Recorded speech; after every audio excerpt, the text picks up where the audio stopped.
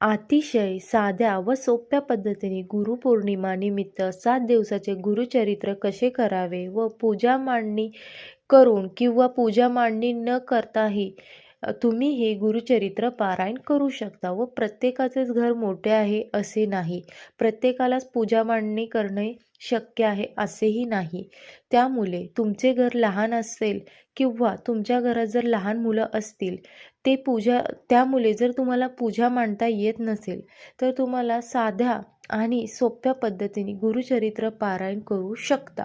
गुरुचरित्र पारायण म्हटले का बरेचांच्या मनात एक भीती असते की गुरुचरित्राचे नियम खूप अवघड आहेत, पण खरं सांगू का असं नाही आहे.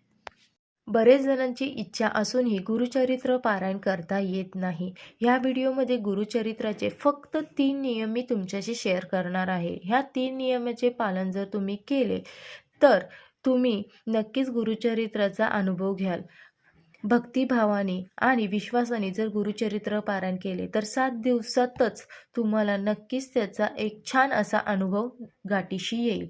एक वेळ गुरुचरित्र पारायण केले की ही सेवा तुम्ही कधीही सोडणार नाही. पुढच्या वेळी पारायण करताना तुमचा तो प्रॉब्लेम सुटलेला असेल आणि महाराजांच्या कृपेने जो नियम तुम्ही पाळू शकले नाही तो नियम तुम्ही पाळू शकाल इतके महाराज तुमच्यावर कृपा करतील आणि ती सेवा तुमच्याकडून करून घेतील. एक गोष्ट लक्षात घ्या, कोणतेही गुरु किंवा कोणतेही देव कधीच कुठल्याही भक्ताचे वाईट करत नाहीत. आपल्याबरोबर जे काही होत असते ते आपल्या कर्मानुसार होत असते आणि ह्या उलट आपण जी काही पारायण करतो किंवा नामस्मरण करतो किंवा पूजापाठ करतो ही देवी शक्तीनेच आपले जे भोग असतात ते भोगाची जी तीव्रता असते ती दिवसेंदिवस कमी होत जाते. सर्वात महत्त्वाचे देव हा भक्तीचा विषय आहे, भीतीचा नाही. कोणत्याही नियमाविषयी किंवा पारायणाविषयी जर तुमचे मनात ती भीती असेल ती पहिली भीती तुम्ही काढून टाका आणि गुरुचरित्र पारायण करायला सुरुवात करा. दत्तगुरू हे आपले आई वडील बंधू बहीण सखा सर्व काही आहेत. आता दत्त महाराज म्हणून मी मोठे भाऊ म्हणून सेवा करते. आपले मोठे भाऊ आपलं वाईट करतील का? नाही.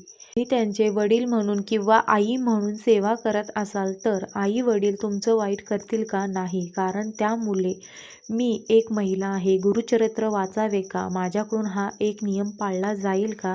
नाही. तसे काही नाही. कोणी हे सांगितलंय कोणी ते सांगितलंय दत्त महाराज शिक्षा करतील असं काही होणार नाही.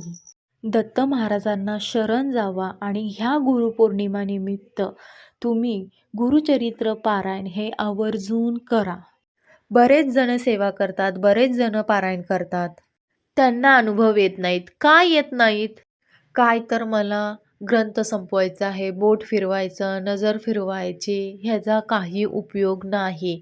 वर्षातून तुम्ही एकच पारायण करा, पण मनापासून आणि अंतःकरणापासून तुम्ही ते पारायण करा. तुम्हाला त्याची फळ आणि प्रचिती लवकर येईल.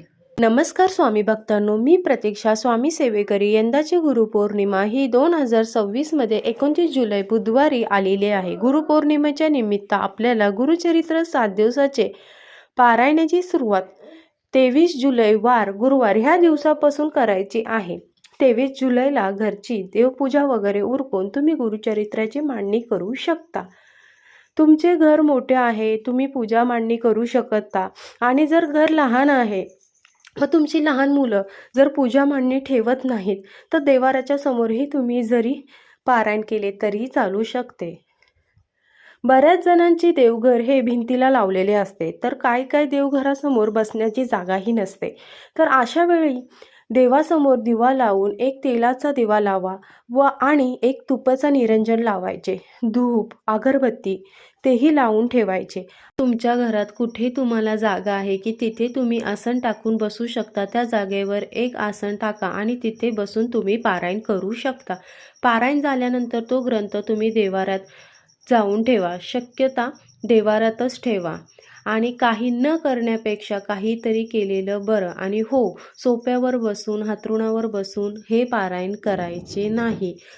पहिल्या दिवशीच्या जागेवर तुम्ही बसले त्याच जागेवर बसून तुम्हाला 7 दिवसाचे पारायण करायचे आहे. जागा बदलायची नाही आणि आसनही बदलायचे नाही. रोजचे अध्याय आहेत ते वाचन करायचे आणि सकाळी उठूनच तुम्हाला लवकर हे पारायण समाप्त करायचे आहेत.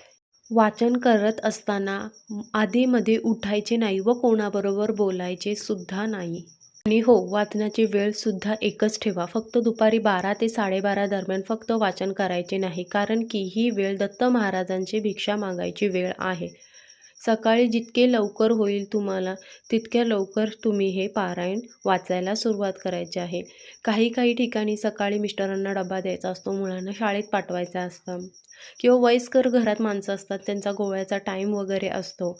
तर तुम्हाला जसं होईल तसं, पण शक्य होईल तर तुम्हाला हे संध्याकाळी म्हणजे सायंकाळी 4:30च्या आधी तुम्हाला हे पारायण वाचून पूर्ण करायचे आहेत.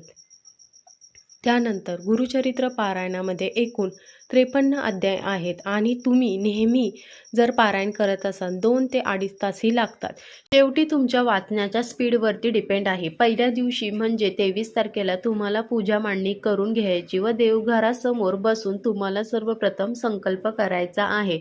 संकल्प करताना उजव्या हातात पाणी घ्यायचे, त्यात हळदी, कुंकू, अक्षदा आणि घरात जर फूल असेल तर फूलही घेऊ शकता.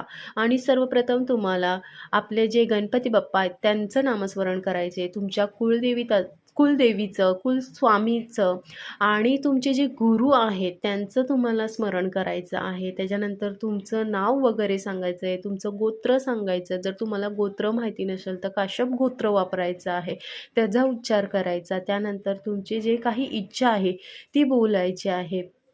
आणि तुमची कोणतीही इच्छा नसेल तरीही म्हणू शकता की माझ्या घरात सुख शांती नांदू दे व माझ्या कुटुंबातील सगळ्यांच्या आरोग्य चांगले राहू दे व माझ्या गुरूंची कृपा माझ्या कुटुंबावर राहू दे, यासाठीही मी सेवा करत आहे. मग तुम्ही महाराजांना सांगायचे की आजपासून मी जेव्हा 7 दिवसाचे पारायण करत आहे व माझ्याकडून सेवा निर्विघ्नपणे पार पाडून घ्या व कोणत्याही प्रकारचे माझ्या पारायणामध्ये विघ्न आणून देऊ नका आणि माझ्याकडून चुकीनेही काही चुका झाल्या तर त्या सांभाळून घ्या. हातातले पाणी तांब्यामध्ये सोडून तुमचा साधा सोपा असा संकल्प पूर्ण झालेला आहे. आणि तुम्ही जमल्यास आचमन केल्यामुळे आपल्या मनाची शुद्धी होते व वाचन करताना मन एकाग्र होते. संकल्प झाल्यानंतर पहिल्या दिवशी 1 ते 9 अध्याय करायचे आहे, दुसऱ्या दिवशी 10 ते 21 अध्याय वाचायचे, तिसऱ्या दिवशी 22 ते 29 अध्याय वाचन करायचे आहे आणि चौथ्या दिवशी 30 ते 35 अध्याय वाचायचे, पाचव्या दिवशी 36 ते 38 अध्याय वाचायचे आणि 6व्या दिवशी एकूण 40 ते 43 अध्याय वाचायचे आणि 7व्या दिवशी 44 ते 53 अध्याय वाचायचे.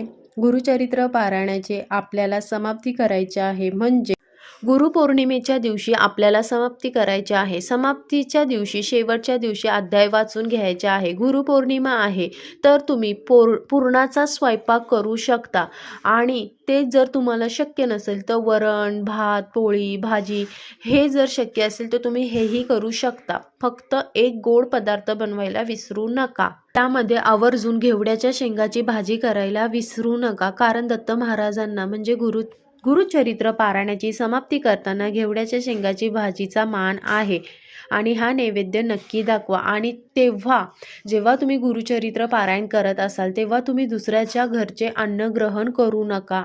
आणि हो, त्या दिवशी तुम्हाला 4 नैवेद्य काढायचे आणि एक जोडपं जेवायला बोलवायचं, त्यांना जेवू घालायचं आणि त्यांना तुम्हाला यथाशक्ती जे दान करता येईल ते तुम्ही दान करू शकता. इवन तुम्हाला ब्रह्मचर्यही पाळायचं आणि तुम्हाला दुसऱ्याच्या घरचं अन्न ग्रहण करायचं नाहीये. हा एक नियम पाळायला विसरू नका. आणि हो, दत्त महाराजांची त्या दिवशी तुम्हाला आरती म्हणायची, विघ्नहर्ताची आपल्या गणपती बाप्पाची आरती म्हणायची, स्वामी महाराजांची आरती म्हणायची. तर ही अशा प्रकारे गुरुचरित्र पारायणाची सेवा आहे. तर तुम्ही मनोभावाने ही सेवा करा आणि मला नक्की तुमचा काय अनुभव गाठीशी येतोय तो नक्की माझ्याशी शेअर करा.